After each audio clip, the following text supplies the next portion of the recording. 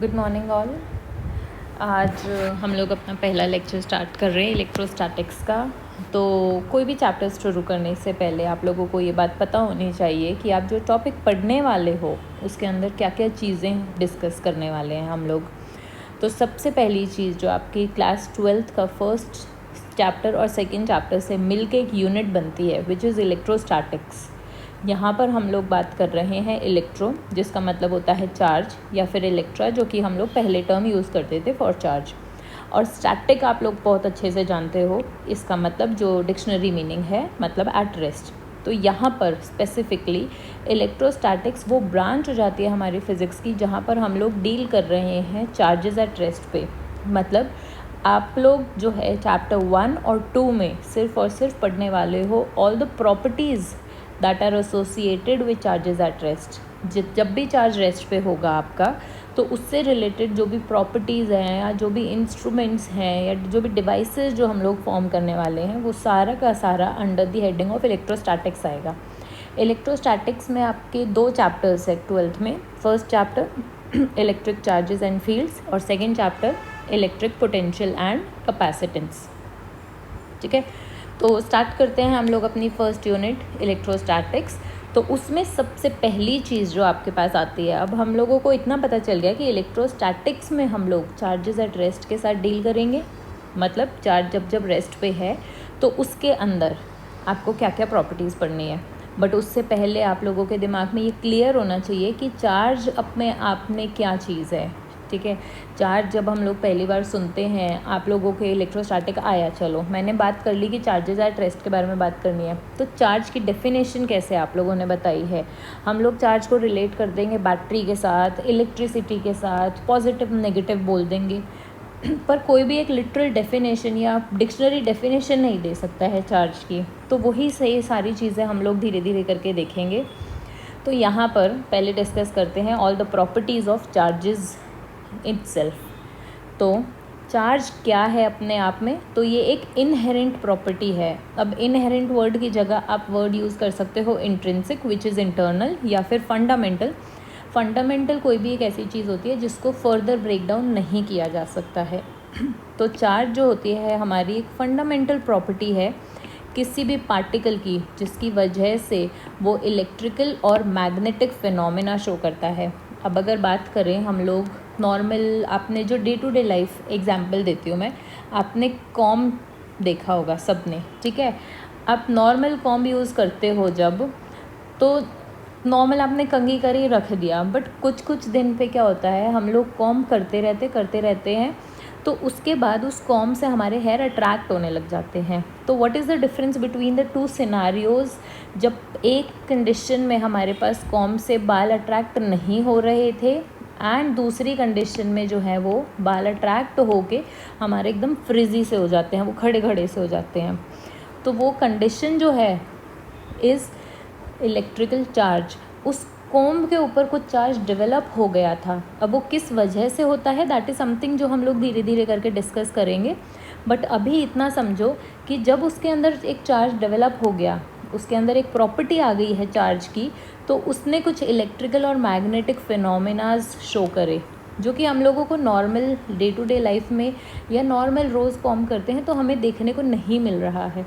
तो this is something. How do you define charge. तो एक वो प्रॉपर्टी जिसकी वजह से कोई भी एक ऑब्जेक्ट जो होती है इलेक्ट्रिकल या मैग्नेटिक फिनोमेनाज दिखाने लग जाती है। जो हम लोग यहाँ पर सिंबल यूज़ करते हैं चार्ज के लिए वो कैपिटल क्यू या स्मॉल क्यू करते हैं, आपकी मर्ज़ी, आप कोई भी कर सकते हो। चार्ज जो होती है एक स्केलर क्वांटिटी होती है, that means we have only magnitude. दूसरी टाइप की जो क्वांटिटीज़ होती हैं वो वेक्टर क्वांटिटीज़ होती हैं जिसके अंदर मैग्नीट्यूड और डायरेक्शन दोनों होती हैं। जो हमारी यूनिट हम लोग यूज़ करते हैं चार्ज को डिफ़ाइन करने के लिए कि किसी भी ऑब्जेक्ट के अंदर कितना चार्ज है, इज़ कूलम्स। ठीक है, अब यहाँ पर आपके पास 1 कूलम की डेफिनेशन लिखी हुई है which is 1 coulomb is equals to the charge on these many electrons 6.25 into 10⁻18 electrons. Language अगर सिंप्लीफाई करूँ तो इतने इलेक्ट्रॉन्स मिल के आपके पास इतना चार्ज देंगे which is equal to 1 coulomb. अब ये डेफिनेशन आती कहाँ से है, तो ये डेफिनेशन हमारे पास आएगी by the property of charge, जो कि हमारा क्वांटाइजेशन ऑफ चार्ज होती है। ये क्वांटाइजेशन ऑफ चार्ज हम लोग पढ़ेंगे, तो उसके बाद मैं आपको दोबारा इस डेफिनेशन पे लेकर आऊँगी। अभी के लिए हम लोग इतना ध्यान रखेंगे कि चार्ज की जो SI यूनिट है वो आपकी कूलम है। बात करते हैं डायमेंशनल फॉर्मूला की। तो out of the 7 fundamental physical quantities, हमारी जितनी भी मेजरेबल क्वांटिटीज़ होती है ना, फिजिकल क्वांटिटीज़, फिजिक्स में 7 क्वांटिटीज़ को फंडामेंटल माना गया है, और जितनी भी बाकी फिजिकल क्वांटिटीज़ हैं वो उन सब में से डिराइव करके ही निकाली गई हैं। ठीक है, तो यहाँ पर चार्ज एक फंडामेंटल क्वांटिटी नहीं है, करंट है। आपने 7 फंडामेंटल क्वांटिटीज़ क्लास 11th के फर्स्ट चैप्टर में पढ़ रखी हैं, तो वहाँ से हम लोग फॉर्मूला लेकर आते हैं कि I जो होता है विच इज़ करंट, करंट हमारा rate of flow of charges होता है। दैट मीन्स जब चार्जेस जो होते हैं एक पर्टिकुलर डायरेक्शन में फ़्लो करने लग जाते हैं, तो वो कितने चार्जेस फ़्लो करे और कितने टाइम में फ़्लो करे, उसी को हम लोग करंट कहते हैं। तो यहाँ से I is equals to Q by t आ गया आपके पास। इसको आपने यहाँ लेफ्ट हैंड साइड में मल्टीप्लाई करा तो Q is equals to I into t मिल गया हमें। तो क्या मैं यहाँ पर ये बात बता सकती हूँ कि जो चार्ज है मेरा, उसका डायरेक्ट डिपेंडेंस हो गया करंट के और साथ साथ में टाइम से। तो इसका जो डायमेंशनल फॉर्मूला बनेगा आपके पास, वो बनेगा m0 L0 T A। m0 L0 का मतलब क्या है कि मास के ऊपर कोई डिपेंडेंस नहीं है, लेंथ के ऊपर कोई डिपेंडेंस नहीं है, टाइम के ऊपर power 1 that means linear dependence, और करंट के ऊपर लीनियर डिपेंडेंस। ठीक है, 2 टाइप के चार्जेस के बारे में हम लोगों को बात करनी है, which is the positive and negative charges. हमारे पास 2 चार्ज होते हैं। अब पॉजिटिव चार्ज कोई भी बॉडी पे डेवलप क्यों होता है? तब डेवलप होता है जब डेफिशिएंसी हो जाए इलेक्ट्रॉन्स की। नेगेटिव चार्ज कब डेवलप होता है? जब इलेक्ट्रॉन्स ज़्यादा हो जाते हैं। अब यहाँ से आपके पास एक और, उसके बाद मैं जो 7th प्रॉपर्टी पढ़ रही हूँ, which is charge is transferable. इन दोनों केसेस में जब आपने बोला कि कोई भी एक ऑब्जेक्ट के ऊपर पॉजिटिव चार्ज तब है जब इलेक्ट्रॉन्स की कमी होगी, और नेगेटिव चार्ज तब है जब इलेक्ट्रॉन्स एक्सेस में हो जाएंगे उसके बाद। ठीक है, और उसके बाद हम लोग बोल रहे हैं चार्जेस ट्रांसफरेबल। तो ये कौन सा चार्ज है जो ट्रांसफ़र होता है? तो it is only the electrons, या फिर आप इसको बोल सकते हो सिर्फ और सिर्फ नेगेटिव चार्ज है जो आपके पास ट्रांसफ़र होता है। पॉजिटिव चार्ज हमारा ट्रांसफ़र नहीं होता है। सोच के देखो आप, ये एक आपके पास एटम हो गया। ठीक है, एटम के अंदर ये न्यूक्लियस है। न्यूक्लियस में हमारे पास प्रोटॉन्स और न्यूट्रॉन्स होते हैं। प्रोटॉन्स पॉजिटिव चार्ज, न्यूट्रॉन्स के ऊपर कोई चार्ज नहीं होता है, और इलेक्ट्रॉन्स जो होते हैं इनके अराउंड सर्कुलर ऑर्बिट में मूव कर रहे हैं। मैं सर्कुलर ऑर्बिट नहीं बोलूँगी बिकॉज आप लोग केमिस्ट्री पढ़ते हो, आप लोगों को पता है कि सिर्फ हमारा सर्कुलर ऑर्बिट्स सारे नहीं होते हैं, वो क्लाउड होता है। बट 9th-10th तक हम लोगों ने इतना पढ़ा है कि इलेक्ट्रॉन्स इसके अराउंड सर्कुलर ऑर्बिट्स में मूव कर रहे हैं। Let us go by that language only. तो अब इलेक्ट्रॉन्स जो है, आप इसको थोड़ी भी एनर्जी देते हो, एक मान लेते हैं बाहर से एक्सटर्नल एनर्जी मिलती है इसको, तो ये इलेक्ट्रॉन्स एक तरह से ना लोन लेके बैठे हुए हैं इस न्यूक्लियस से। इस वजह से इनको इसके चारों तरफ चक्कर लगाना पड़ रहा है। दैट मीन्स ये बाउंडेड एनर्जी में है। मान लेते हैं, एक छोटा सा एग्जांपल लेती हूँ मैं इसके लिए, आपको समझाने के लिए। एक आपके पास एक इस टाइप का सिनारियो है कि ये प्रोटॉन्स हो गए हमारे पास, ये आपका फर्स्ट शेल हो गया, ये सेकंड शेल हो गया। तो अगर एक इलेक्ट्रॉन यहाँ पर बैठा हुआ है, तो इधर जितनों को भी, जैसे एग्जांपल ले रही हूँ मैं ये, ठीक है, 100 रुपये का लोन अगर दे रखा है, तो वो सारे के सारे इलेक्ट्रॉन्स यहाँ पर ट्रैवल करेंगे। यहाँ 50 रुपये के लोन वाले हैं, यहाँ पर 25 रुपीज़ का जिन्होंने लोन ले रखा है। तो एक बात बताओ, इलेक्ट्रॉन के पास जो ये फर्स्ट ऑर्बिट में मूव कर रहा है, कितने पैसे हैं? तो मैं बोलूँगी उसके पास -100 रुपीज़ हैं। क्यों? क्योंकि उसने 100 रुपये देने हैं। अगर बाय चांस बाहर से उसके पास कहीं से भी 100 रुपये आ जाते हैं, तो वो क्या बोलेगा? अपने 100 रुपये इसको प्रोटॉन को देगा और वो लोन से फ्री होके अपने आप को बाहर निकाल सकता है। इस टाइप का सिनारियो बन सकता है। इसको थोड़ा और आसान तरीके से मैं आपको समझाने की कोशिश करती हूँ। अगर मैंने किसी से 100 रुपये का लोन ले लिया है, तो ऑब्वियस सी बात है वो बिल्कुल मेरे आसपास ही रहेगा, ठीक है, या मुझे अपने आसपास ही रखेगा। 50 रुपये का लोन लिया है किसी ने उससे, तो वो बोलेगा चलो 100 रुपये वाले ज़्यादा इंपॉर्टेंट है, वो थोड़ा दूर रहेगा। जो 25 रुपये का है उनको वो थोड़ा और दूर रखेगा कि कोई बात नहीं, पहले 100 रुपये और 50 रुपये वालों को मैं देखूँगा। अगर बाहर से किसी इसको 25 रुपये मिल जाते हैं, ठीक है, अभी इसके पास कितने पैसे हैं, इसके पास -25 रुपीज़ हैं करेंटली। अगर बाहर से कोई इसको +25 रुपीज़ दे देता है तो इसके पास हो जाएंगे +25 - 25 इज़ इक्वल्स टू 0, है ना। क्यों? क्योंकि ये जैसे इसको बाहर से 25 रुपये मिले वो अपना प्रोटॉन को देगा, अपनी ऑर्बिट से बाहर निकल जाएगा, ठीक है। ऑर्बिट से जैसे ही उसने एग्ज़िट किया आपका वो इलेक्ट्रॉन फ्री हो गया, और फ्री इलेक्ट्रॉन्स जो होते हैं वो एक बॉडी से दूसरी बॉडी में ट्रांसफ़र हो सकते हैं। क्या कहीं पर भी प्रोटॉन्स का मूवमेंट हुआ है? नहीं। प्रोटॉन्स को इस तरीके से सोचो कि आपने एक तिजोरी में बंद कर दिए हैं और सजा के घर में कोने में लॉकर में रख दिए हैं। आपको उनका मूवमेंट नहीं करना है, आपको उनको छेड़ना ही नहीं है। जो भी आपके पास प्रॉपर्टीज़ डेवलप होने वाली हैं चार्जेस की, जो भी मूवमेंट आप लोग पढ़ोगे वो सारा का सारा इलेक्ट्रॉन्स की वजह से पढ़ने वाले हो, ठीक है। तो इस वजह से जब हम बात करते हैं कि चार्ज ट्रांसफ़र हो रहा है तो वो कौन सा चार्ज है जो ट्रांसफ़र हो रहा है, वो आपका सिर्फ और सिर्फ नेगेटिव चार्ज है। दैट मीन्स सिर्फ और सिर्फ इलेक्ट्रॉन्स मूव कर रहे हैं मेरे, ठीक है, एक बॉडी से दूसरी बॉडी में। अब पॉजिटिव चार्ज ऑब्वियसली बात है तभी डेवलप होगा ना जब आपके पास इलेक्ट्रॉन्स की कमी होएगी। अगर किसी चीज़ में से आप एक्सेस इलेक्ट्रॉन्स निकाल दो, किसी एक ऑब्जेक्ट का केस लेते हैं, आपके पास उसमें 2 प्रोटॉन्स हैं और 2 इलेक्ट्रॉन्स हैं। हीलियम एटम हो गया हमारा, सिंपल हीलियम एटम यही तो हो गया ना, हीलियम 2 4 आपके पास होता है। तो इसके पास 2 इलेक्ट्रॉन्स हैं, 2 प्रोटॉन्स हैं और 2 न्यूट्रॉन्स हैं। ये बेसिक एटम हो गया हीलियम का। तो इसके पास 2 प्रोटॉन 2 न्यूट्रॉन हुए, जो टोटल चार्ज हो गया इसके पास, तो 2 प्लस हुए और 2 माइनस हुए, अल्टीमेटली 0 हो गया। इसके अंदर अगर किसी तरीके से मैं, वो तरीके भी हम लोग सीखेंगे, एक इलेक्ट्रॉन को निकाल दूँ तो इसके पास 2 प्रोटॉन्स बचेंगे और 1 इलेक्ट्रॉन बचेगा। दैट मीन्स +2 का चार्ज और -1 का चार्ज। कितना चार्ज हो गया इसके पास? +1 का।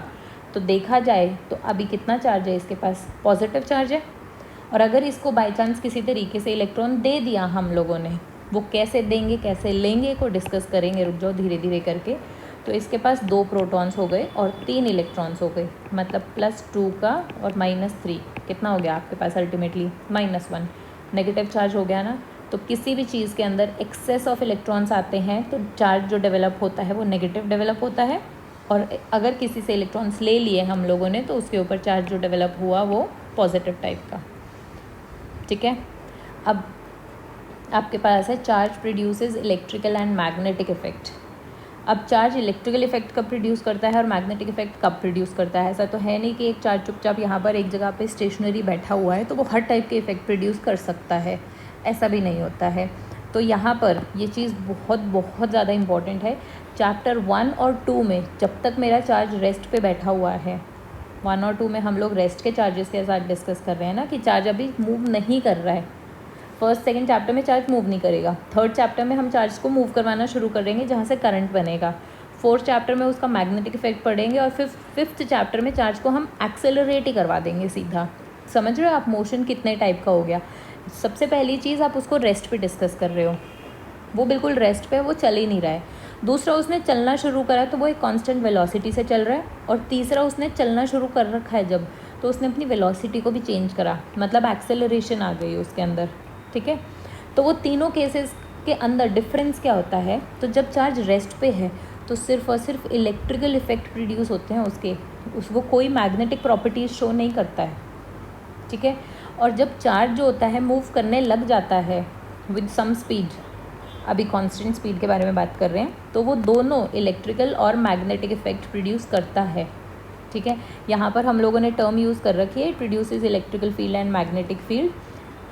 फील्ड जो वर्ड है वो भी हम लोग धीरे धीरे डिस्कस करेंगे, पर यहाँ पर ध्यान दो कि जब उसने चलना शुरू कर दिया तो उसने मैग्नेटिक फील्ड भी प्रोड्यूस कर दी, मतलब मैग्नेटिक इफेक्ट भी वो शो करने लग गया।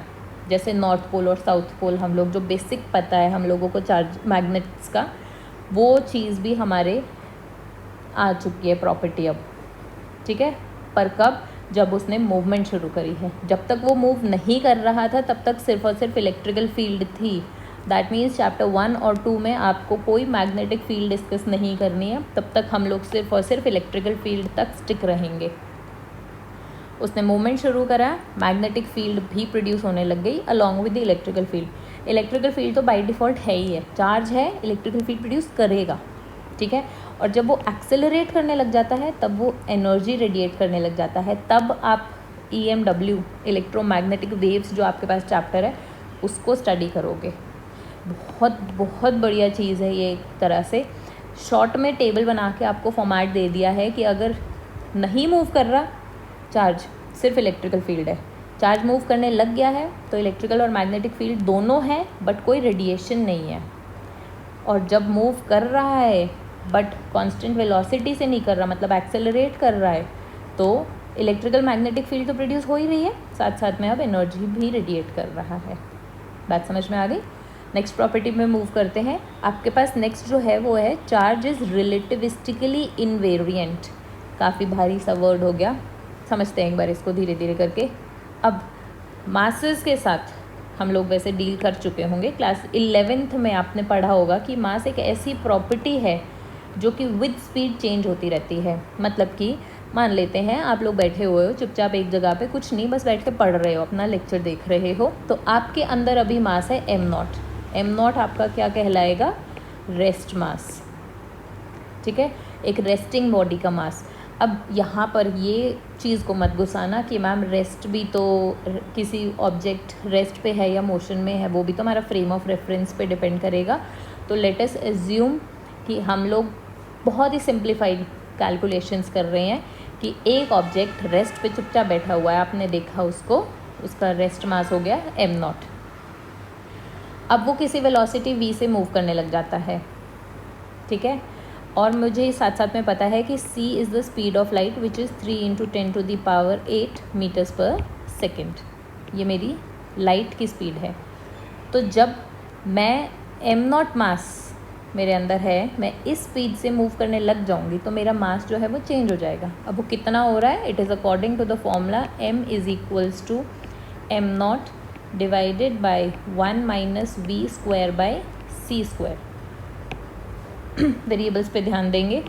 रेस्ट मास, मैं चुपचाप बैठी हुई थी तो मेरे में मास इतना था, मैं चलने लग गई अगर स्पीड से तो मेरे में मास हो गया है m। इवैल्यूएट करके देखते हैं हम लोग। अगर c मेरी स्पीड ऑफ लाइट है तो ऑब्वियस सी बात है आपकी ये जो छोटी मोटी 1 km/h, 1 मीटर/सेकेंड, 10 मीटर/सेकेंड, इवन 50 मीटर/सेकेंड, 100 मीटर/सेकेंड वेलोसिटीज़ काम की नहीं है, ठीक है। एक बड़ी वेलोसिटी के साथ डील करते हैं which is around the speed of light. तो किसी तरीके से आपके पास सुपर पावर्स आ गई हैं and now you are able to move with a velocity equals to half of the speed of light. c/2 से मूव कर पा रहे हो आप, तो आपका मास उस केस में कितना हो जाएगा? एक बार इसको इवैल्यूएट करके देखो। तो m = m0 √1 - v की जगह मैं c/2 पुट कर रही हूँ, तो दिस विल बी c²/4 क्योंकि मैंने स्क्वायर कर दिया v का, डिवाइडेड बाय c²। ये आपका कैंसिल हुआ, तो आपके पास जो डिनोमिनेटर में आता है वो आ गया है 4 - 1 डिवाइडेड बाय 4। ये आपके पास आ गया 2m0 डिवाइडेड बाय √3। यही आया है कुछ? क्या आप मुझे बता सकते हो कि ये वाली जो वैल्यू आपके पास आई है 2 डिवाइडेड बाय √3, तो √3 को मैं 1.7 अप्रॉक्सीमेटली ले लेती हूँ m0। ये जो वैल्यू है, इज़ दिस ग्रेटर दैन 1 और इज़ दिस लेस दैन 1? नीचे छोटा नंबर है, ऊपर बड़ा नंबर है, तो ऑब्वियसली बात है ग्रेटर दैन 1 है। तो 1 से बड़ा m0 के साथ मल्टीप्लाई हो रहा है, तो मैं ये कह सकती हूँ कि जो मेरा मास था वो बढ़ गया है इन कंपैरिजन टू m0। हाँ या ना? इंक्लूड कर सकते हैं ये चीज़ को। अब इसका एक एग्जाम्पल और लेते हैं यहाँ पर, विच इज़ मेरे पास बहुत ही ज़्यादा सुपर पावर्स आ चुकी हैं अब, और मैं स्पीड ऑफ लाइट से ही मूव कर पा रही हूँ, ठीक है। तो आपको थोड़ा और कैलकुलेशंस आसान लगेंगी। अब आपके पास है m = m0 √1 - v²/c²। Now the velocity with which I can move is equal to the speed of light, जो कि प्रैक्टिकली पॉसिबल नहीं है, और उसके सिनारियो में कुछ अलग ही हो जाएगा, रिलेटिविटी वाला इफेक्ट्स आ जाएंगे जो आइंस्टाइन ने डेवलप करे थे, but that is something we are not discussing here. बस ये देख लो, आपने इस स्पीड से मूव करना शुरू कर दिया, आपका मास कितना हो जाएगा देख लेते हैं एक बार। m is equals to M not under root of 1 minus C square by C square. C square आपके पास 1 हो गया. This becomes M not under root of 1 minus 1. 1 minus 1 0 which is M not by 0. कितना हो गया? या तो आप इसको नॉट डिफाइंड बोल सकते हो या फिर आप इसको इन्फिनिटी बोल सकते हो. तो एक तरह से अगर मैं स्पीड ऑफ लाइट से चलने लग जाऊँ तो मेरा मास तो इनफाइनाइट हो जाएगा. आप चुपचाप जब तक बैठे हुए हो ना तब तक ठीक है, आप लोग हल्के से हो. चलने लग जाओगे तो आप कब देख रहे हो वेट भी ज़्यादा हो रहा है. वेट तो नहीं, वर्ड गलत हो गया, वेट हमारा मास ज़्यादा हो रहा है, मुश्किल हो जाता है ना. चुपचाप बैठे रहो, पढ़ते रहो, आसान रहेगा. ठीक है. वापस अगर इसी चीज़ को मैं कंपेयर करूँ चार्ज के साथ, तो अगर चार्ज मूव करने लग जाए और साथ साथ में मैं ये बोलूँ कि चार्ज जो है उसकी वैल्यू भी चेंज होती रहे उसकी मूवमेंट के साथ साथ, फिर तो मेरी पूरी की पूरी फिज़िक्स की जो डेवलप कर रखी है चार्जेस के ऊपर, मेरी पूरा जो यूनिवर्स की स्टेबिलिटी है वही क्वेश्चन में आ जाएगी. ठीक है. एक एटम जो होता है वो इलेक्ट्रिकली न्यूट्रल होता है, हाँ या ना. तो अगर मैंने ये बात कह दी, मान लेते हैं कि चार्ज जो है अपनी वैल्यू को चेंज करता है जैसे जैसे वो मूव करता है, तो उस हिसाब से मेरी जो इलेक्ट्रॉन के ऊपर जो चार्जेस हैं या प्रोटॉन के ऊपर चार्जेस हैं उसकी वैल्यू भी चेंज हो जाएगी, है ना. और उनकी वैल्यू चेंज होगी तो ऑब्वियस सी बात है आपकी जो इलेक्ट्रिकली न्यूट्रल एटम्स होते हैं उनके ऊपर भी कुछ ना कुछ चार्ज डेवलप हो जाएगा. तो आपके पास तो हर एक चीज़ जो है आपके आसपास वो चार्ज ऑब्जेक्ट होनी चाहिए. तो मेरा चार्ज जो होता है एक ऐसी प्रॉपर्टी है जो कि रिलेटिविस्टिकली इनवेरिएंट है. इनवेरिएंट मतलब जो चेंज नहीं होती, और रिलेटिविस्टिकली मतलब we are dealing with some motion. ये वो मोशन के साथ साथ वैल्यू को नहीं बदलेगी. Charge do not very with speed, but mass it does change with speed. Okay, now moving forward, the next property is, or the next characteristic that we are going to study is the device that is used for detecting charge on an object. अगर हमारे पास कोई भी एक object है, हमें पता करना है कि वो चार्ज ऑब्जेक्ट है या नहीं है. अब ऐसा तो है नहीं कि उसके अंदर से स्पार्क्स वगैरह निकलेंगे और हमें देख के पता चल जाएगा. तो कैसे बताएं कि उसके अंदर चार्ज है? तो एक छोटा सा सिंपल सा डिवाइस है, आप लोग अपना नॉर्मली घर पे भी बना सकते हो इसको. आपने एक इंसुलेटेड सा बॉक्स लिया है, उसके ऊपर एक मेटल डिस्क लगाई है और वो अंदर कनेक्टेड है विद अ मेटल स्टेम, जिसके यहाँ पर एक मेटल प्लेट है और यहाँ पर साथ में गोल्ड लीफ है. ऑब्वियसली हम लोग बनाएंगे तो गोल्ड लीफ नहीं यूज़ करेंगे, आप नॉर्मल कोई भी मेटल यूज़ कर सकते हो, बस it should be very very thin. ठीक है. अब क्या होगा अगर आप इस डिवाइस के यहाँ पर मेटल डिस्क को ऊपर जो है you bring it in contact with a charge object, मतलब आपने एक रॉड ली और उसको यहाँ पर प्लेस करा. अगर वो अनचार्ज ऑब्जेक्ट है तो यहाँ पर आपको कोई डिफ्लेक्शन शो नहीं होगा गोल्ड लीफ और मेटल प्लेट के बीच में. मतलब ये सिस्टम कुछ इस टाइप से दिखाई देगा, ये दोनों एक दूसरे से चिपके हुए जैसे नॉर्मल सिचुएशंस में होते हैं वैसे होंगे. अब जैसे ही आपने कोई भी एक चार्ज रॉड इसके पास ला के रखी है या फिर इसके कॉन्टैक्ट में लेकर आए हो, तो मुझे पता है कि मेटल है, it is a conductor of charges, तो चार्जेस का फ्लो होएगा. अब वो इलेक्ट्रॉन्स का फ्लो यहाँ से यहाँ होएगा या फिर यहाँ से यहाँ होएगा. Either ways there will be some charge that will be developed here. ठीक है. अब वही चार्ज आपके मेटल प्लेट पे गया है, वही चार्ज आपका गोल्ड लीफ पे गया है, तो यहाँ पर आपको since positive positive same charge ही जाएगा, तो आपको एक डिफ्लेक्शन शो होएगा. ठीक है. जिसकी वजह से गोल्ड लीफ जो है वो थोड़ा सा एंगल फॉर्म कर लेगी विद दिस मेटल प्लेट. अब क्या मुझे इससे अमाउंट ऑफ चार्ज पता चलता है कि कितना चार्ज होगा उस ऑब्जेक्ट में जो आपने यहाँ पर इसके कांटेक्ट में ला के रखी है? तो नहीं, आप लोग एक एग्जैक्ट वैल्यू नहीं दे सकते हो इसको, बस हाँ कंपेयर ज़रूर कर सकते हो कि दो ऑब्जेक्ट्स जो हैं किस में ज़्यादा चार्ज है किस में कम चार्ज है. जो ऑब्जेक्ट में कम चार्ज होगा वो कम डिफ्लेक्शन शो करेगा, जो ऑब्जेक्ट में ज़्यादा चार्ज होगा वो ज़्यादा डिफ्लेक्शन शो करेगा. ठीक है. मूविंग फॉरवर्ड आपके पास नेक्स्ट है that the charge is conserved. हमारी basic tendency conservation of charge को स्टडी करते ही, या जो हम लोग अब तक यूज़ करते आ रहे हैं टर्म्स, इज़ कि charge can neither be created nor destroyed. क्या ये मेरी स्टेटमेंट सही है?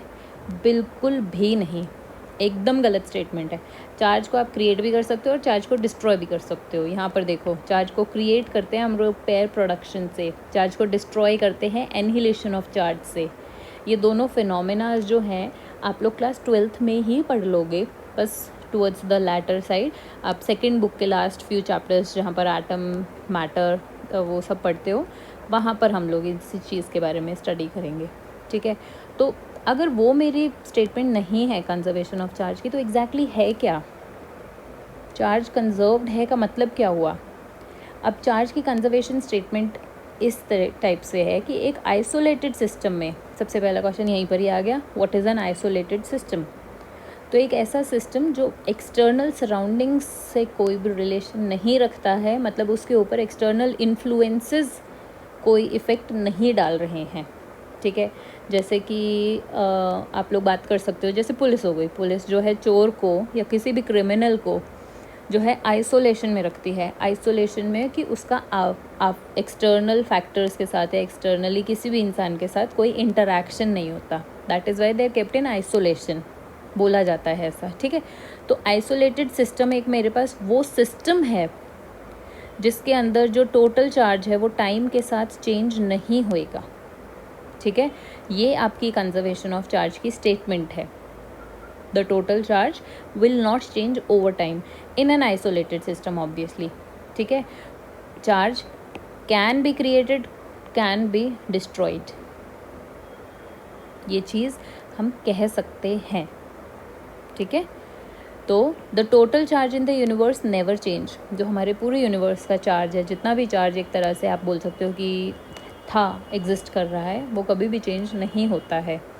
तो फिर आप बात भी कर रहे हो कि आप चार्ज को डिस्ट्रॉय भी कर दोगे, आप चार्ज को बना भी दोगे, फिर कैसे कंजर्व रहेगा मेरा चार्ज? तो आपको मैं बताऊं, अगर मैं पेयर प्रोडक्शन के बारे में बात करते हैं, तो पेयर में प्रोड्यूस होते हैं चार्जेस। दैट मीन्स अगर किसी भी तरीके से आप चार्ज प्रोड्यूस कर रहे हो, मान लो आपने एक इलेक्ट्रॉन प्रोड्यूस कर दिया, तो एक इलेक्ट्रॉन कभी भी अकेला नहीं आएगा। अगर इलेक्ट्रॉन के ऊपर एक -1 कूलम का चार्ज है, तो उसके इक्विवेलेंट +1 कूलम का एक चार्ज भी बन के आएगा, ताकि जो नेट चार्ज आपके पास हो जाए वो अभी भी ज़ीरो है, ठीक है। दैट मीन्स अगर इनिशियली आपके पास कोई एक ऐसी सिचुएशन थी जहाँ पर चार्ज ज़ीरो था और बाद में चार्ज का प्रोडक्शन हुआ है, मतलब एक इलेक्ट्रॉन बना है, तो एक इलेक्ट्रॉन के ऑपोजिट पॉजिट्रॉन भी बनेगा। अब पॉजिट्रॉन क्या होता है? तो जितना इलेक्ट्रॉन होता है वो उसका एंटी मैटर हुआ पॉजिट्रॉन, यहाँ पर नेगेटिव चार्ज होता है, इसके पास पॉजिटिव चार्ज होता है इक्वल अमाउंट का, ठीक है। तो हम लोग कह सकते हैं कि एक आइसोलेटेड सिस्टम में जो टोटल चार्ज है सिस्टम का, वो कभी भी चेंज नहीं होता है। आप लोग चाहो तो थोड़ा बहुत एनिहिलेशन और प्रोडक्शन के बारे में यहाँ पर भी पढ़ सकते हो, जो मैंने ये बनाया है, आप इसको पॉज करके स्टडी कर सकते हो। बाकी हम लोग आगे चलते हैं। नेक्स्ट प्रॉपर्टी जो कि हमारी सबसे इम्पॉर्टेंट प्रॉपर्टी हो जाती है चार्जेस से related, is charge is quantized. इसमें सबसे बड़ा कीवर्ड आपके आ गया कि क्वांटाइज्ड जो वर्ड है इसका मतलब क्या है, ठीक है। तो इसके लिए हम एक छोटा सा एग्जाम्पल लेके देखते हैं। मान लेते हैं कि आपको आपकी मदर ने बोला है कि बाहर जाओ, मार्केट जाके आप 3 किलो दूध ले आओ, ठीक है। अब आप जाते हो मार्केट में और फिर देखते हो कि जो आपके पास पैकेट्स अवेलेबल हैं वो 1 kg के अवेलेबल हैं, ठीक है। तो आप बोलोगे कि भैया आप मुझे 3 पैकेट्स दे दो, 1 kg ईच, राइट। अब इसमें एक चीज़ मैं हमारी लेमन टर्म्स में जो हम लोग यूज़ करते हैं वो यूज़ कर रही हूँ। अब अगर आप मिल्क के बारे में बात कर रहे हो तो वो 1 लीटर क्वांटिटी जो है, वॉल्यूम के बारे में बात कर रहे हो, और मैं यहाँ पर kg लिख दिया है और मैंने बोल भी kg दिया है। और हम लोग जनरली मदर डेयरी पे जाते हैं या फिर अमूल का दूध लेने जा रहे हैं, तो हम लोग बोलते थे भैया 1 किलो दूध दे दो, 2 किलो दूध दे दो, जबकि हमें बोलना चाहिए 1 लीटर दूध दे दो, 2 लीटर दूध दे दो। मैथमेटिकली न्यूमेरिकली ये वैल्यूज़ जो होती है 1 लीटर ऑलमोस्ट 1 kg के बराबर आती हैं। इस वजह से हम लोग इसको एज सिनोनिम्स यूज़ कर देते हैं, जो कि गलत है फिज़िक्स की लैंग्वेज में देखें तो, बट अभी हम लोग सिर्फ एक छोटे से कंसेप्ट को समझ रहे हैं, तो यहाँ पर मैं वही नॉर्मल लेमन टर्म यूज़ कर रही हूँ जो हम लोग जनरली करते हैं। तो आपको 3 kg दूध लेकर आना है, तो आप 3 पैकेट्स लेकर आओगे 1-1 किलो के, ठीक है। That means you will bring 3 into the 1 packet which is available in the market, ठीक है। तो टोटल 3 लाने के लिए, 3 kgs मिल्क लाने के लिए आपने बोला मैं 3 पैकेट्स लूँगा of 1 kg each. This is something that you did, आसान सी चीज़ है। सेम दिन आपकी मदर ने शाम को बोला कि बेटा गेस्ट आ गए हैं, प्लीज़ हमें 3.5 किलो दूध की ज़रूरत है, जाओ लेकर आओ। What will you do? आप मार्केट जाओगे कि क्या मार्केट में जो दुकानदार है आपका वो आपको 3.5 किलो दूध दे सकता है अगर मिल्क जो है सिर्फ़ और सिर्फ 1 किलो के पैकेट में अवेलेबल है? तो वो बोलेगा भैया या तो आप 3 किलो ले जाओ या फिर आप 4 किलो ले जाओ, 3.5 हमारे पास है ही नहीं, आधे किलो की थैली आती ही नहीं है, सिर्फ 1 किलो की है पैकेट्स हमारे पास। तो आपके पास ये प्रॉब्लम आ गई। यहाँ पर सिर्फ इस चीज़ के ऊपर ध्यान देंगे कि अगर मुझे 3 किलो चाहिए है और पैकेट्स जो अवेलेबल हैं इज़ 1 kg ईच, तो मैं 3 पैकेट्स लेकर आऊँगी, राइट? तो इसमें जो मैं बार बार आपको स्पेसिफाई मेंशन कर रही हूँ, ये जो 1 पैकेट का जो मिनिमम क्वांटिटी अवेलेबल है in the market is the quanta, it is the minimum amount of कोई भी फिज़िकल क्वांटिटी जो कि आपकी एग्जिस्ट कर रही है, ठीक? अब चार्ज के बारे में बात करें तो what is the minimum amount of charge that exist? तो जो सबसे छोटा चार्ज एग्जिस्ट करता है is the charge on an electron, कि आपका एक इलेक्ट्रॉन के ऊपर कितना चार्ज एग्जिस्ट कर रहा है। इसको हम लोग यहाँ से हटाते हैं, बात करते हैं अब चार्ज की। एक इलेक्ट्रॉन के ऊपर जो चार्ज लाई करता है वो होता है 1.6 इंटू 10⁻⁻19 कूलम, एक इलेक्ट्रॉन का चार्ज है। तो अगर मैं किसी भी ऑब्जेक्ट के बारे में बात कर रही हूँ, जैसे उसके पास 2 एक्सेस इलेक्ट्रॉन्स हैं। अब मैंने एक्सेस इलेक्ट्रॉन्स क्यों बोला है? क्योंकि किसी भी ऑब्जेक्ट के अंदर नेगेटिव चार्ज अगर डेवलप हो रहा है तो उसके पास इलेक्ट्रॉन्स और प्रोटॉन्स पहले से ही हैं, सबके पास होते हैं। आपने एक कोम्ब उठाया है, जनरली हम लोग कोम्ब का एग्जांपल ले रहे हैं, तो एक कंघी के अंदर पॉजिटिव चार्जेस भी हैं, नेगेटिव चार्जेस भी हैं। बस जो नंबर ऑफ़ पॉजिटिव चार्जेस हैं और जो नंबर ऑफ़ नेगेटिव चार्जेस हैं वो बराबर हैं। इसी वजह से जो टोटल चार्ज आता है आपके पास 0 आता है। वो उस ऑब्जेक्ट ने चार्ज डेवलप किया है, तो मतलब उसके अंदर या तो एक्सेस इलेक्ट्रॉन्स डाले गए हैं या उसमें से इलेक्ट्रॉन्स को निकाला गया है। तो अभी मैं एक ऐसी सिचुएशन कंसिडर कर रही हूँ जहाँ पर मेरे पास 2 एक्स्ट्रा इलेक्ट्रॉन हैं। Extra electrons, please mention, mark my language, कि मेरे पास 2 एक्स्ट्रा इलेक्ट्रॉन है। तो इस ऑब्जेक्ट के ऊपर कितना चार्ज हुआ? तो मैं बोलूँगी कि जो टोटल चार्ज है इस ऑब्जेक्ट के ऊपर वो है 2 इलेक्ट्रॉन्स, और एक इलेक्ट्रॉन के ऊपर का चार्ज है 1.6 इंटू 10⁻⁻19। यही करेंगे हम लोग, 2 हो जाएंगे ना, तो it will be 3.2, sorry about that, 3.2 into 10⁻⁻19 coulomb. ये मेरे पास चार्ज हो गया इस ऑब्जेक्ट के ऊपर। बात समझ में आई? यही फॉर्मूले को हम लोगों ने यहाँ पर जनरलाइज करके लिख दिया as Q equals n times of E। मतलब Q है आपके पास the total charge on the object, इस ऑब्जेक्ट के ऊपर कितना टोटल चार्ज है वो क्या है? n, विच इज़ जितने नंबर ऑफ इलेक्ट्रॉन्स हैं उसके पास multiplied by the charge on 1 electron. ठीक है, इसमें एक चीज़ जो बहुत इम्पॉर्टेंट है इज़ कि n जो है आपका वो इंटीजर होता है। ठीक है, अब n इंटीजर होता है का क्या मतलब है कि n जो है वो वैल्यूज़ ले सकता है 1, 2, 3, 4, 5 सो एंड सो फोर्थ, इस टाइप की वैल्यूज़ वो ले सकता है। इसके अलावा अगर आप बात करते हो कि n की वैल्यू आधी हो सकती है, 1.5 हो सकती है, वो सब एग्जिस्ट नहीं करता है हमारे पास। ठीक है, एक एग्जांपल करते हैं इसका। आपके पास पेपर में क्वेश्चंस आते हैं, किस टाइप से आएंगे? आपको बोलेंगे जैसे कि मेरे पास जो total charge on an object है वो है 4.2 इंटू 10⁻⁻19 कूलम। ठीक है, क्या ये किसी भी ऑब्जेक्ट के ऊपर चार्ज हो सकता है या नहीं हो सकता है? तो आप चेक कैसे करोगे? आपके पास फॉर्मूला है Q is equals to NE। मेरे को दे दिया चार्ज ऑन एन ऑब्जेक्ट है 4.2 इंटू 10⁻⁻19 इज़ इक्वल्स टू, मुझे नहीं पता कितने नंबर ऑफ़ इलेक्ट्रॉन्स ने वो चार्ज मिल के बनाया है, तो मैंने लिखा n, और एक इलेक्ट्रॉन के ऊपर चार्ज है 1.6 इंटू 10⁻⁻19। तो यहाँ से इसको सॉल्व करोगे तो आपके पास आएगा 4.2 डिवाइडेड बाय 1.6। ठीक है, 4.2 डिवाइडेड बाय 1.6, सॉरी मैं कैलकुलेटर में कैलकुलेट कर रही थी, ये आपका मैथमेटिकली आएगा 2.6 के बराबर। ठीक है, अब क्या 2.6 मतलब लगभग 2.5 इलेक्ट्रॉन पॉसिबल हैं? नहीं। ठीक है, तो आपके पास एक इलेक्ट्रॉन हो सकता है, आपके पास 2 इलेक्ट्रॉन हो सकते हैं, आधा इलेक्ट्रॉन कहाँ से लेकर आओगे? नहीं ला सकते। तो इसी वजह से ये वाला चार्ज जो है किसी भी ऑब्जेक्ट के ऊपर नहीं हो सकता है।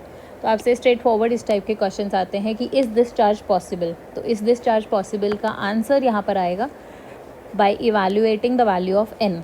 n की वैल्यू अगर आपके पास परफेक्ट नंबर आती है 1 2 3 4 5 then it is possible, otherwise it is not perfect. तो इसमें एक चीज़ और, अब मैंने आपको बताया था कि जो डेफिनेशन ऑफ चार्ज है विच इज़ 1 कूलम कितना होता है, को मैं आपको एक्सप्लेन करूँगी after we study quantization of charge. तो वो एक बार देखते हैं। मैंने बोला कि किसी भी एक ऑब्जेक्ट के ऊपर 1 कूलम चार्ज है, ठीक है।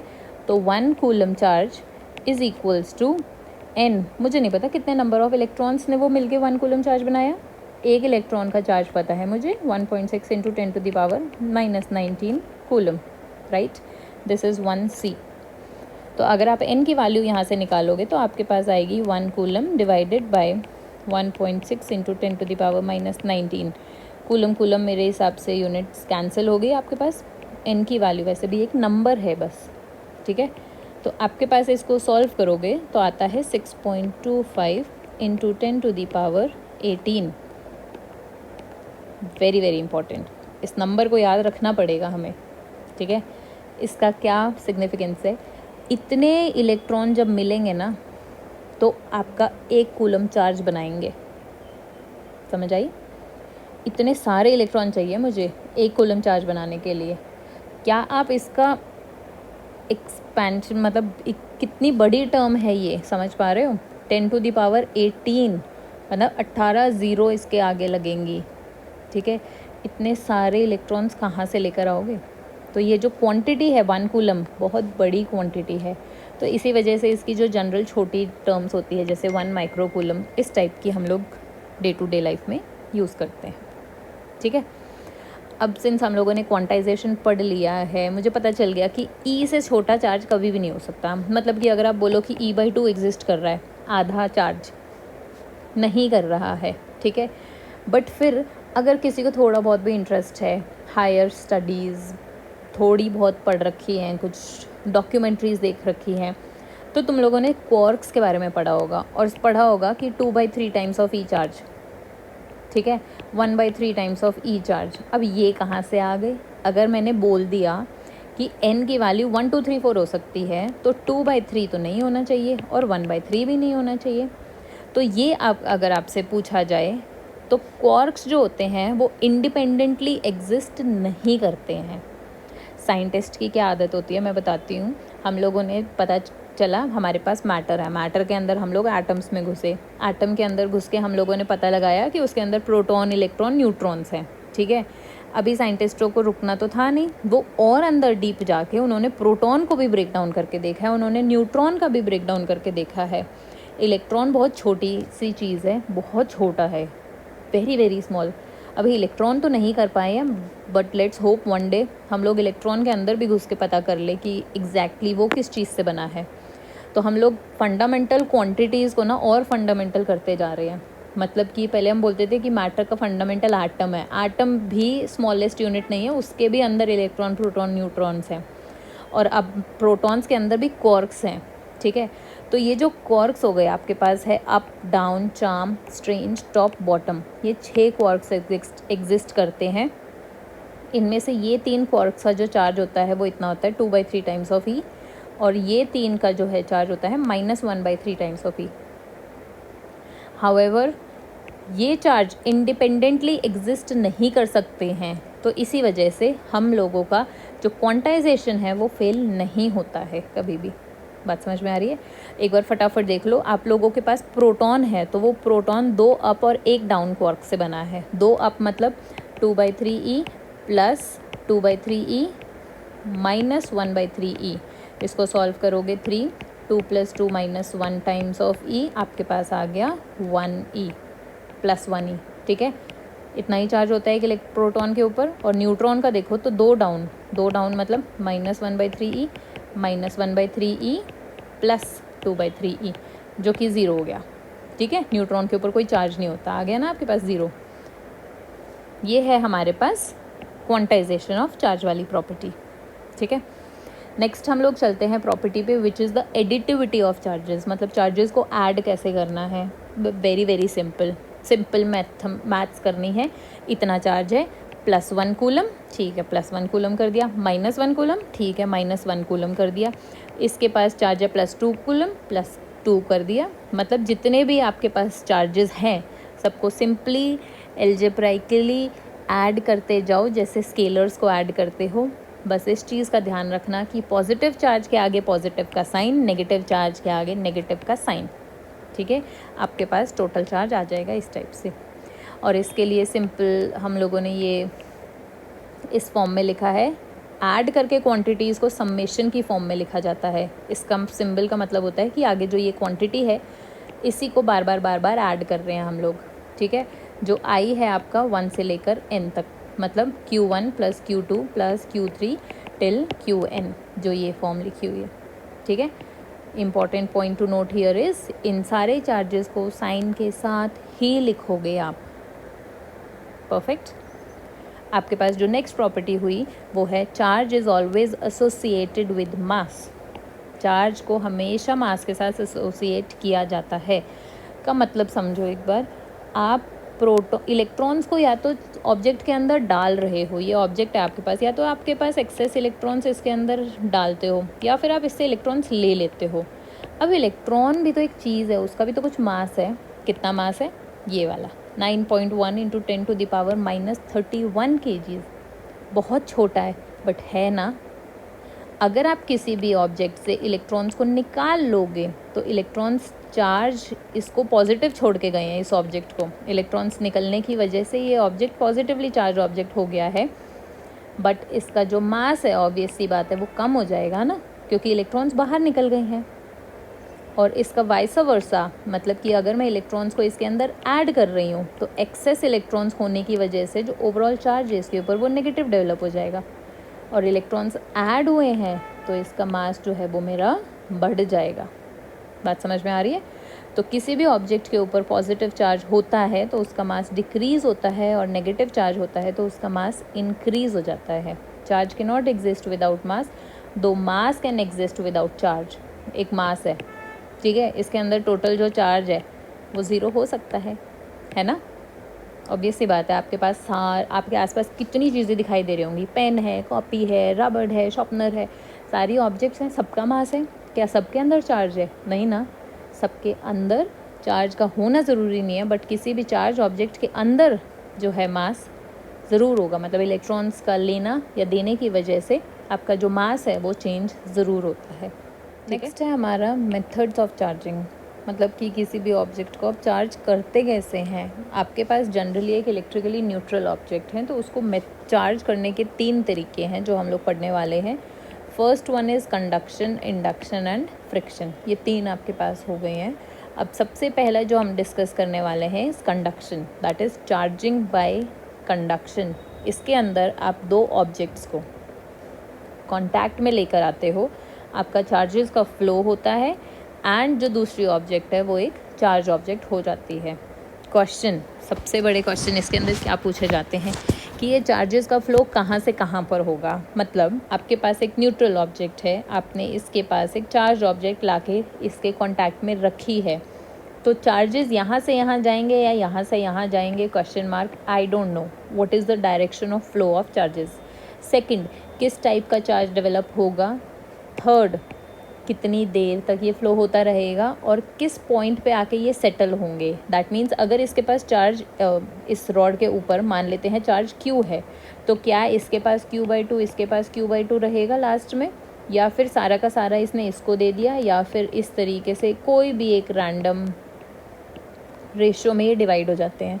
कौन डिसाइड करता है कि कितना चार्ज कौन से ऑब्जेक्ट के ऊपर रहेगा, कितना चार्ज कौन सी ऑब्जेक्ट के ऊपर रहेगा, और ये फ्लो कब तक चलता रहेगा। ठीक है, ये सारे के सारे क्वेश्चंस एक बार अगर हम लोग देखें यहाँ पर, तो conductions occurs on a neutral object when a charge object is in contact with it. अब आपने यहाँ पर एक न्यूट्रल ऑब्जेक्ट ली, आप जैसे ही एक नेगेटिवली चार्ज रॉड इसके कांटेक्ट में लेकर आते हो तो क्या होगा, यहाँ पर आपके पास एक्सेस इलेक्ट्रॉन्स हैं और सिंस इसको एक पाथवे दिखाई दे रहा है जाने का कहीं पर, तो ये एक्सेस इलेक्ट्रॉन्स का फ्लो जो है will take place from this particular rod to this particular rod. Electrons का फ्लो हुआ। अब आप इसको यहाँ से रिमूव करते हो तो ये आपके पास ऑब्जेक्ट मिल जाती है which has some amount of those extra negative charges, जिसकी वजह से ये ऑब्जेक्ट भी नेगेटिवली चार्ज ऑब्जेक्ट हो जाती है। ठीक है, अगर मैं बाय चांस यहाँ पर एक पॉजिटिवली चार्ज रॉड इसके कांटेक्ट में लेकर आती हूँ तो क्या होगा, पॉजिटिव चार्जेस तो मूव नहीं करते, इतना हमें समझ आ चुका है। तो जैसे ही इसके कांटेक्ट में आएगी ये, इसके पास प्रोटॉन्स और इलेक्ट्रॉन्स मतलब पॉजिटिव चार्ज और नेगेटिव चार्ज दोनों है, वो हमेशा होता है पर बराबर नंबर में है, तभी ये न्यूट्रल है। ठीक है, तो यहाँ से इलेक्ट्रॉन्स भाग के इस रॉड के अंदर जाएंगे ताकि इस पॉजिटिव चार्ज को न्यूट्रलाइज करते। बात समझ में आ रही है? Plus positive charge in negative charges को अट्रैक्ट करेगा। तो यहाँ पर इलेक्ट्रॉन्स चले गए यहाँ से, इलेक्ट्रॉन्स की कमी की वजह से अब ये रॉड पॉजिटिवली चार्ज रॉड हो जाएगी। ये स्फीयर जो है पॉजिटिवली चार्ज स्फीयर हो जाएगा। ये रॉड तो पहले से ही पॉजिटिवली चार्ज रॉड थी, अब ये स्फीयर भी पॉजिटिवली चार्ज स्फीयर हो गया। समझ में आया? इलेक्ट्रॉन्स का फ्लो समझ में आ गया मुझे। ज़रूरी नहीं है कि जो चार्ज ऑब्जेक्ट आप लेकर आओ उसी में से इधर चार्ज जाएगा, वाइसा वर्सा भी हुआ जो हम लोगों ने अभी देखा। क्वेश्चन आता है कि कहाँ से कहाँ तक फ़्लो हुआ और क्यों हुआ। तो चार्जेस का फ़्लो हमारा तब तक चलता रहेगा जब तक ये वाली जो पहली ऑब्जेक्ट है which is the charge object और जो दूसरी अनचार्ज ऑब्जेक्ट है, इन दोनों के बीच में कुछ एक पोटेंशियल का डिफरेंस रहेगा। अब ये पोटेंशियल डिफरेंस क्या चीज़ है, तो मेरे हिसाब से क्लास 10th में या 9th में आपके पास इलेक्ट्रिसिटी चैप्टर था जिसके अंदर आपने बैटरी पढ़ रखी है। ठीक है, बैटरी पढ़ रखी है आपने, वोल्टेज पढ़ रखी है और वोल्टेज पढ़ रखी है, मतलब आपने पोटेंशियल डिफरेंस भी पढ़ रखा है। ठीक है, पोटेंशियल डिफरेंस की डेफिनेशन हाउएवर थोड़ी सी एकदम कॉम्प्लिकेटेड घूमी घूमी सी थी, बट इतना मेरे हिसाब से आप लोग ये सर्किट आराम से बना सकते हो सब के सब। ये सर्किट में मैंने लिया है एक बैटरी जिसका पॉजिटिव टर्मिनल ये है और नेगेटिव टर्मिनल ये है। पॉजिटिव टर्मिनल को बोला जाता है हायर पोटेंशियल और जो ये नेगेटिव टर्मिनल है ये लोअर पोटेंशियल होती है, और इसके बीच का जो डिफरेंस होता है वही मेरी वोल्टेज होती है बैटरी की। ठीक है, ये आपके पास एक रेजिस्टर है, ये आपने की लगा रखी है और ये आपका बल्ब है यहाँ पर। जैसे ही मैं इसको ऑन करूँगी स्विच को, तो आपका करंट जो है positive terminal of the battery to the negative terminal of the battery flow करेगा। अब positive terminal to negative terminal की जगह मैं जो वर्ड्स यूज़ कर रही हूँ उन पे ध्यान देना। आपने पॉजिटिव टर्मिनल को बोल सकते हो कि एक टर्मिनल जिसका हायर पोटेंशियल है, हाँ या ना? अभी हम लोगों ने बताया। और जो नेगेटिव टर्मिनल है उसको हम लोगों ने बोला उसका होता है लोअर पोटेंशियल।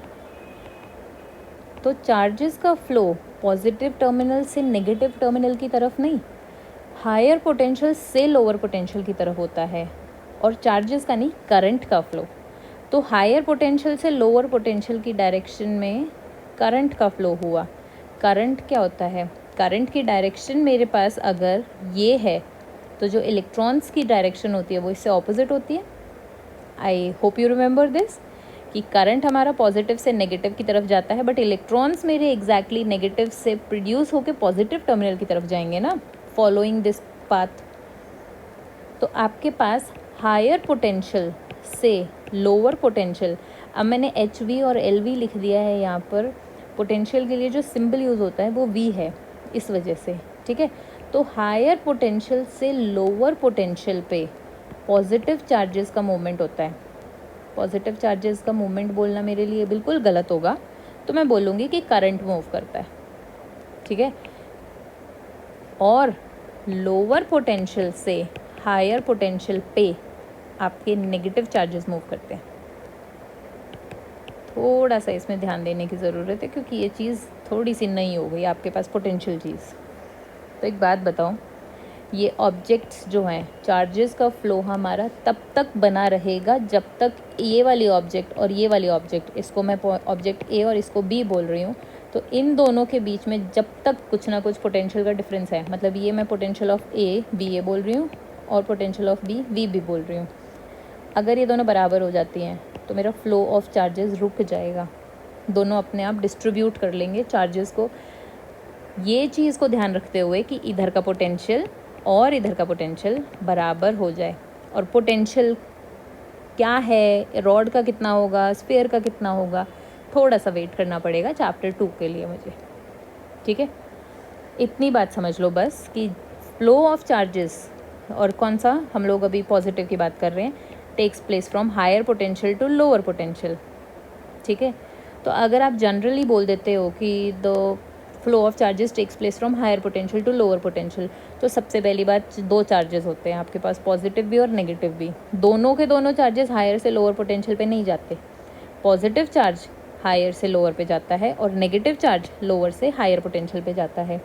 अगर आपको बाई चांस कन्फ्यूजन होती है इस चीज़ में, तो हमेशा ये डायग्राम बना के आप लोग इसको रिलेट कर सकते हो। And the conduction will take place till the time there is no difference of potential, तब तक होता रहेगा जब तक पोटेंशियल के बीच का जो डिफरेंस है वो ख़त्म ना हो जाए, ठीक है। अब अगर आपके पास ये एक कंडीशन आती है जिसमें आपने दो कंडक्टर्स ले रखे हैं, दोनों आइडेंटिकल हैं। अब आइडेंटिकल ट्विंस कैसे होते हैं, सब कुछ सेम होता है ना, बिल्कुल बिल्कुल ही कॉमन। तो यहाँ पर भी आइडेंटिकल का मतलब कि ये वाला स्फीयर और ये वाला स्फीयर सेम साइज़ के हैं, सेम मटेरियल से बने हैं और सेम रेडियस इनका जो भी है आप लोगों ने बिल्कुल एब्सोल्युटली सेम। इसके अंदर चार्ज Q1 है, इसके अंदर चार्ज Q2 है, दोनों को कांटेक्ट में आप लेकर आते हो और फिर उसके बाद सेपरेट कर देते हो, तो दोनों में कितना चार्ज जा रहा है। तो एक बात बताओ, आपके पास फर्स्ट हैंड में यहाँ पर टोटल चार्ज कितना है सिस्टम में, Q1 प्लस Q2। यहाँ पर दोनों मिल गए हैं, टोटल चार्ज कितना बन गया, Q1 प्लस Q2। यहाँ पर इसका पोटेंशियल और इसका पोटेंशियल बराबर होना चाहिए। अब पोटेंशियल को डिफ़ाइन करने वाले कई फैक्टर्स होते हैं कि इस स्फीयर का रेडियस कितना है ना, और वो खैर चीज़ हम लोग बाद में देखेंगे।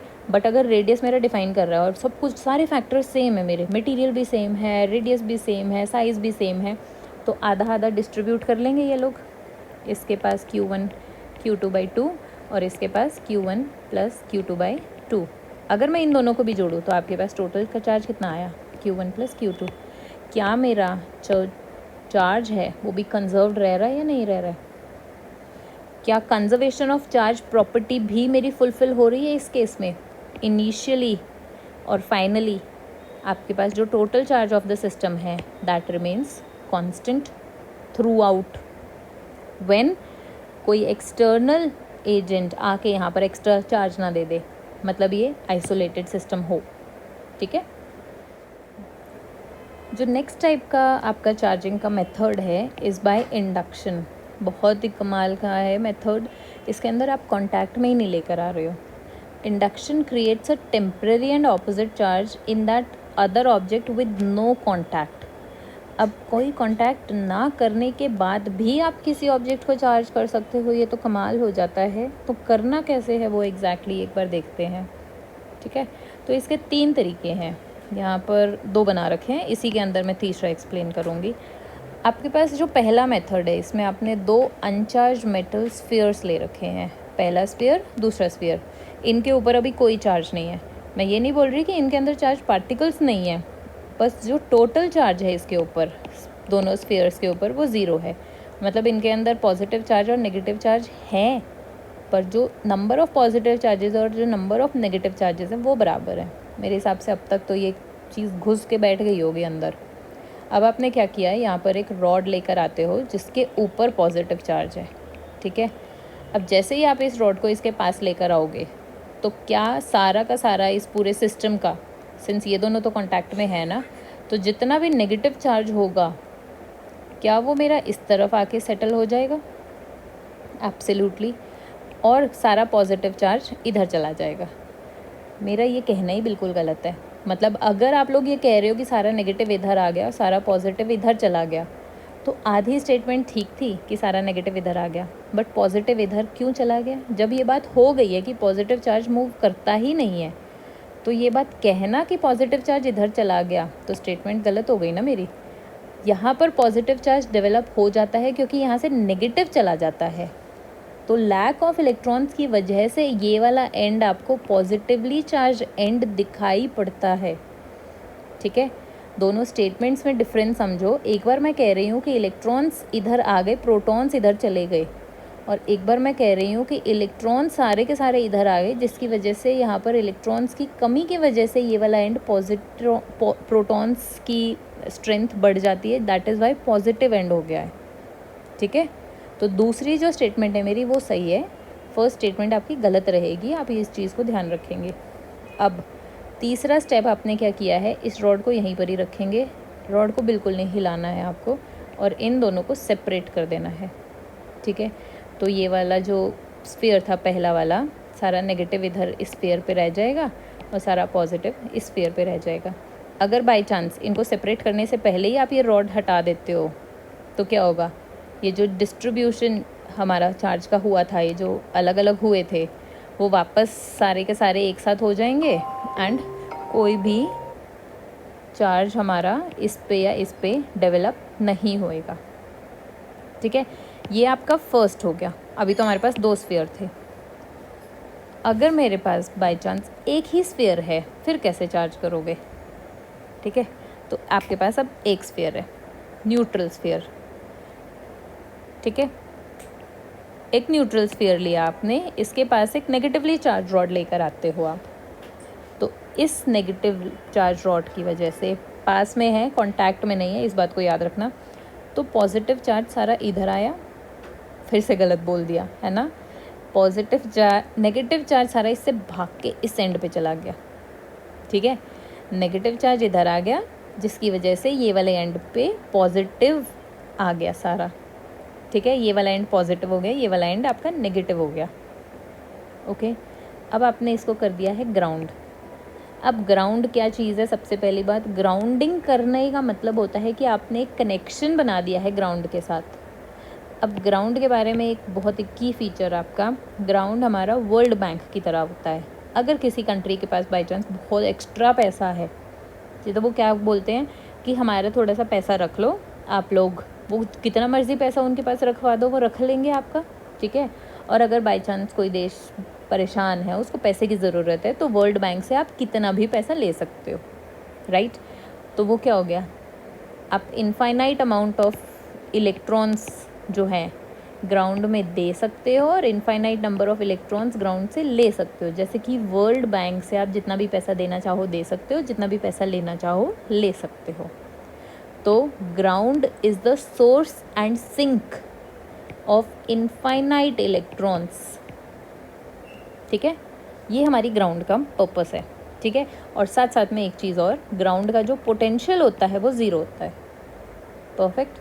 अब अगर मैंने नेगेटिवली चार्ज रॉड यहाँ पर रखी हुई है, तो इस एंड पे पॉजिटिव है और इस एंड पे नेगेटिव है।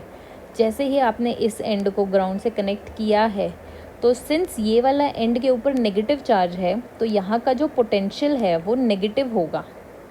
ठीक है, पोटेंशियल जो होता है स्केलर क्वांटिटी होती है, तो उसमें चार्ज का जो है सिंबल यूज़ होता है। नेगेटिव चार्ज है तो जितनी भी वैल्यू आएगी पोटेंशियल की, उसके आगे एक नेगेटिव का साइन लग जाएगा। मान लेते हैं ये -1 हो गई है। ठीक है, पोटेंशियल ग्राउंड का कितना है? 0। मेरे इलेक्ट्रॉन्स का फ्लो मुझे पता है कि लोअर पोटेंशियल से हायर पोटेंशियल की तरफ होता है। -1 और 0 में से छोटी वैल्यू कौन सी है? -1। तो -1 से 0 की तरफ मेरे इलेक्ट्रॉन्स का फ़्लो होगा। बात समझ में आ रही है? यहाँ से यहाँ पर इलेक्ट्रॉन्स फ़्लो करके गए। अगर इलेक्ट्रॉन्स इसमें से यहाँ चले गए हैं, तो इस पूरे के पूरे में से इलेक्ट्रॉन्स निकल गए ना। इलेक्ट्रॉन्स के निकलने की वजह से ये जो स्फीयर है आपका पॉजिटिव टाइप का स्फीयर बन गया है। परफेक्ट। वाइस वर्सा एक बार देखते हैं इसका आप लोग। यहाँ पर अगर मेरे पास मान लेते हैं, ये मैं अब रॉड जो लेकर आ रही हूँ वो पॉजिटिव टाइप की रॉड है। ठीक है, ये पॉजिटिव रॉड ले ली मैंने। तो अब इस साइड पे नेगेटिव चार्ज आ गया है और यहाँ साइड पे पॉजिटिव डेवलप हो गया है। अगर यहाँ नेगेटिव है, इधर पॉजिटिव है, आपने इसको फिर से ग्राउंड किया, तो अब मेरा पोटेंशियल ग्राउंड का जो है वो 0 है। वो तो 0 ही है। यहाँ का पोटेंशियल जितना भी होगा पॉजिटिव चार्ज है तो पॉजिटिव वैल्यू लेगा, तो मान लेते हैं वो +1 हो गया। अब इलेक्ट्रॉन्स कहाँ से कहाँ फ्लो करेंगे? इलेक्ट्रॉन्स तो हमेशा लोअर पोटेंशियल से हायर पोटेंशियल पे जाते हैं। लोअर क्या हो गया 0, हायर क्या हो गया +1, तो यहाँ से यहाँ इलेक्ट्रॉन्स जाएंगे। मतलब कि मेरे यहाँ ग्राउंड से इलेक्ट्रॉन्स अब इसके अंदर जा रहे हैं, बॉडी के अंदर। और अब सिंस स्फीयर के अंदर इलेक्ट्रॉन्स आए हैं तो जो चार्ज डेवलप हो जाएगा वो नेगेटिव चार्ज डेवलप हो जाएगा। ये दोनों केसेस में क्या इतनी समझ में आई कि आप जब रॉड पॉजिटिव लेकर आए थे तो ओवरऑल चार्ज डेवलप हुआ नेगेटिव, और जब आपने रॉड ली थी नेगेटिव टाइप की, ये रही नेगेटिव रॉड, तो आपके पास स्फीयर में चार्ज डेवलप हुआ पॉजिटिव। ठीक है। अब ग्राउंडिंग जो है हमारा is the removal of charge by producing a conductive path to the ground. Earth जो है एक्सेप्ट करता है और देता है इलेक्ट्रॉन्स को ताकि उसको न्यूट्रलाइज कर सके, और जो पोटेंशियल होता है ग्राउंड का वो 0 होता है। लाइटनिंग जो है एक फॉर्म ऑफ ग्राउंडिंग होती है, मतलब जब भी एक्सेस चार्जेस होते हैं हमारे पास पूरे उसमें, तो वो ग्राउंड में चले जाते हैं। ठीक है, उसी फिनोमेना को लाइटनिंग बोला जाता है। अब इससे एक बहुत बढ़िया सा क्वेश्चन आप लोगों के ऊपर मैं छोड़ के जाती हूँ। अगर आप एक बिल्कुल खुले ग्राउंड में हो, ठीक है, लाइटनिंग हो रही है बिल्कुल बहुत ज़्यादा तेज़, तो उस केस में आपके पास 3 सिनारियोज़ हैं। पहला केस, आप भाग के खुले ग्राउंड में बिल्कुल बीचों बीच खड़े हो जाओगे, ठीक है, फर्स्ट केस। दूसरा केस, आप एक पेड़ के नीचे जाके खड़े हो जाओगे, ठीक है, और तीसरा केस, आप एक गाड़ी के अंदर जाके बैठ जाओगे। तीनों केसेस में से सबसे सेफ़ आप कहाँ पर हो, इस बात का हम लोग जवाब देंगे। आप सोच के आओगे इस बात को, ठीक है। नेक्स्ट पॉइंट देखते हैं आपका, the fundamental principles involve in the process of induction of charges. जो अभी तक पढ़ा है उसी को सेम हम लोगों ने यहाँ पर लिखा हुआ है। The charge object is never touched. Touch हम लोगों ने नहीं किया है चार्ज ऑब्जेक्ट को अनचार्ज ऑब्जेक्ट के साथ, ठीक है। The charge object does not transfer electrons और receive electrons from the object being charge. जिस ऑब्जेक्ट को चार्ज करना है ना उसको हम इलेक्ट्रॉन्स दे रहे हैं ना उससे इलेक्ट्रॉन्स ले रहे हैं चार्ज ऑब्जेक्ट के द्वारा, ठीक है। The charge object serves to polarize the object. वो सिर्फ पोलराइज कर रहा है। पोलराइज करना मतलब चार्जेस को अलग सेपरेट कर रहा है, वो पॉजिटिव को दूर कर रहा है, नेगेटिव को दूर कर रहा है। जो पहले एक साथ बेचारे बैठे हुए थे ऐसे पॉजिटिव नेगेटिव घुस के, तो उसने पॉजिटिव और नेगेटिव ऐसे सेपरेट कर दिए हैं। The object being charges touched by ground, electrons are transferred between the ground and the object being charged either into the object और out of it depending upon potential. Potential ही काम करवाता है सारा का सारा फ्लो का, मतलब इलेक्ट्रॉन्स कहाँ जा रहे हैं, क्यों जा रहे हैं, सब कुछ पोटेंशियल से डिफाइन होता है हमारा। The object being charge ultimately receives a charge that is opposite that of charged object that is used to polarize it. बहुत ही बढ़िया लाइन है भाई। जो आपने एग्जैक्टली यूज़ करी थी rod, negatively charge rod use करी थी, बेचारा पॉजिटिव चार्ज आया। आपने पॉजिटिव रॉड यूज़ करी थी तो नेगेटिव चार्ज डेवलप हुआ था। समझ आ गया? लास्ट हम लोग थर्ड मेथड ऑफ चार्जिंग देख रहे हैं विच इज़ फ्रिक्शन। ये जनरली इंसुलेटर्स के लिए यूज़ होता है। अब इसके लिए सबसे पहले एक चीज़ को थोड़ा सा हम लोग एग्जाम्पल के थ्रू समझेंगे। एक एग्जाम्पल लेते हैं, मान लेते हैं कि आपके पास एक पर्सन ए है, ठीक है। अगर किसी एक इंसान ने इससे 100 रुपये का लोन ले रखा है तो वो उस इंसान को अपने बिल्कुल आसपास रखेगा, ठीक है। किसी इंसान ने उससे 50 रुपये का लोन ले रखा है तो वो उसको बोलेगा चलो पहले इम्पॉर्टेंट है मेरे को उस इंसान को अपने पास रखना है जिसने 100 का लोन ले रखा है। फिर एक तीसरा इंसान है, उसने उससे 25 रुपये का लोन ले रखा है। तो मैं बताओ ये इंसान जो है उस इंसान को ज़्यादा अपने पास रखेगा जिसने 100 रुपये का लोन ले रखा है, इसको थोड़ा सा दूर, और इसको चलो ठीक है 25 रुपये ही तो हैं, समथिंग लाइक दैट। अब एक चीज़ और देखेंगे, इनके ऊपर मैंने जो यहाँ पर नेगेटिव साइन लगा रखा है इसका मतलब ये है कि ये बाउंडेड स्टेट में है। ये इंसान जो इस ऑर्बिट में हो गया एक तरह से, उसने 100 रुपये का लोन ले रखा है, ये इससे ज़्यादा दूर नहीं जा सकता है, ठीक है। तो अब अगर कहीं से स्पेस में, यूनिवर्स में किसी भी तरीके से इसको ये 100 रुपये मिल जाए तो ये फटाफट क्या करेगा, इसको देगा और अपने आप को फ्री कर लेगा इस ऑर्बिट में से। सिंपल सा केस लेते हैं, इसको मिल गए हैं बाहर से 25 रुपये कहीं से, तो -25 इसके पास थे, मतलब 25 रुपये का लोन था, इसको 25 रुपये मिल गए हैं, तो इसका जो टोटल हो गया 0 हो गया। इसने अपने आप को फ्री कर लिया। यही आपके इलेक्ट्रॉन्स करते हैं।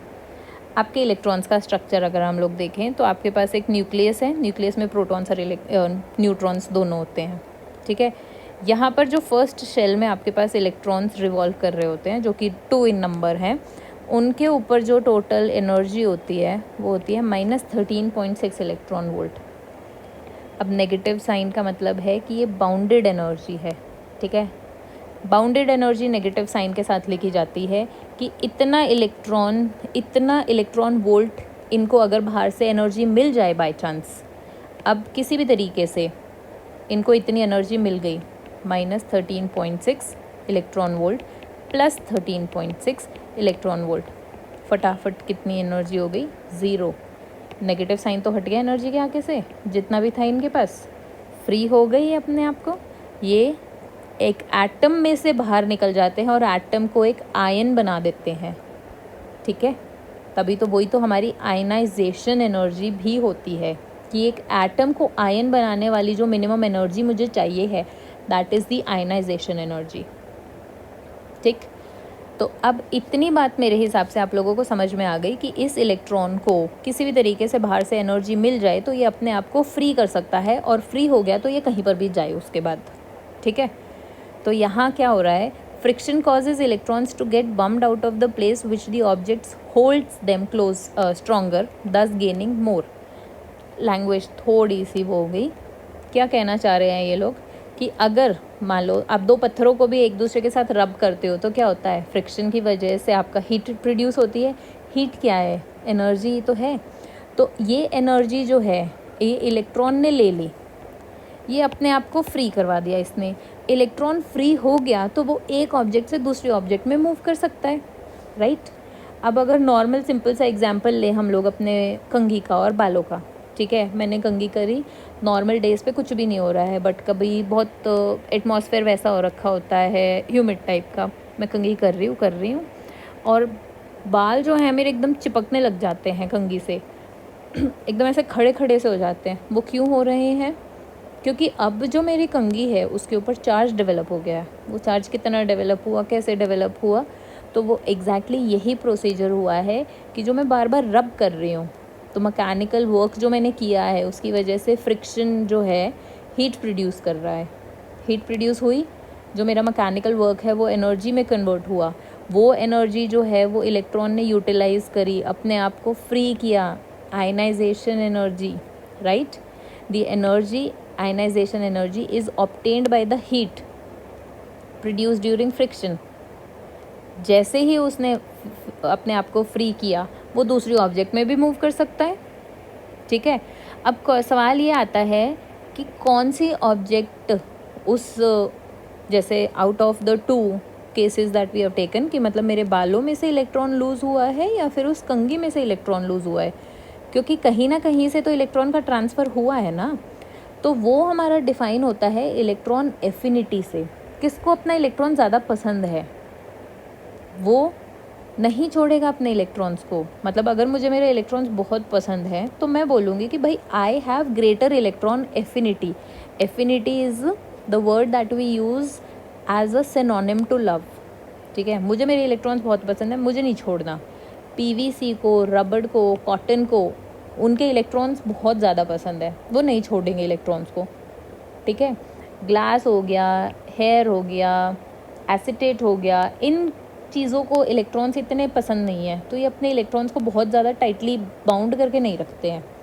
तो इनको थोड़ी सी भी एनर्जी मिलती है ये इलेक्ट्रॉन्स को लूज़ कर देते हैं। केस आया हमारा हेयर का, ये इलेक्ट्रॉन को लूज़ कर देंगे। तो हेयर ने कौन सा चार्ज डेवलप किया? अगर यहाँ से इलेक्ट्रॉन्स लूज़ होके कॉम्ब के अंदर जा रहे हैं तो हेयर के ऊपर डेवलप हुआ पॉजिटिव चार्ज, कॉम्ब के ऊपर डेवलप हुआ नेगेटिव चार्ज। बात समझ में आई? दोनों चार्ज हो गए, ठीक है। अब ये जो सीरीज़ है जो कि इलेक्ट्रॉन एफिनिटी के बेसिस पे मटेरियल को डिफ़ाइन कर रही है, उस सीरीज़ को हम ट्राइबो इलेक्ट्रिक सीरीज़ बोलते हैं। क्या ये मुझे पढ़ने की ज़रूरत है? क्या याद करने की ज़रूरत है? तो नहीं, कंसेप्ट समझ में आना चाहिए। जो हम लोगों को समझ में आ गया है कि फ्रिक्शन की वजह से आप चार्ज पार्टिकल्स को कैसे न्यूट्रल ऑब्जेक्ट्स को कैसे चार्ज कर सकते हो। ठीक है, आज हम क्लास को यहीं कंक्लूड करेंगे। नेक्स्ट क्लास में हम लोग forces between two charges that is Coulomb's law से स्टार्ट करेंगे। इन नोट्स के लिए आप लोग नीचे लिंक पे क्लिक करके डाउनलोड कर सकते हो और नेक्स्ट क्लास में मिलते हैं।